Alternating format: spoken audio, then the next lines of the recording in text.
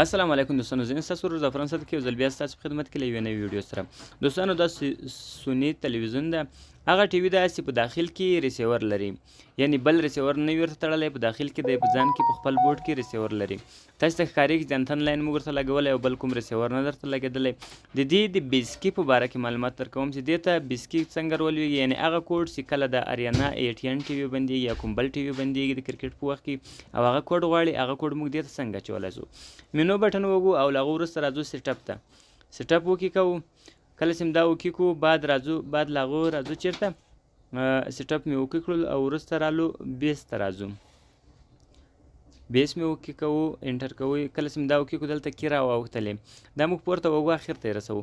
که چېرته دلته مخکې کلیر لوېدلې وي یعنې کیرته لوېدلې وي، تاسې به زیړ بټن ورته ووهئ، په هغه به ړنګه کړئ.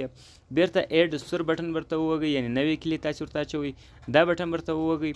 له هغه وروسته به تاسو ته سیستم را خلاص شي. موږ سور بټن ورته ووهو، دا سیستم را خلاص شو. موږ ته هغه واضح لیکلی دی چې ATN او فریکونسي د 11938 او دا صفرونه چې ښکارېږي دلته کې ورسره لیکلی. دلته موږ کوډ راچوو، هغه کوډ راچوو چې د موږ کله اریانا ټي وي بندېږي او موږ یې ورباندې خلاص کړو، هغه د ایس علامه چې ورباندې راځي، نو کله چې موږ دا کلیر ته واچوو بیا هغه علامه نه ورباندې راځي او موږ چینل کلپېږي هم نه.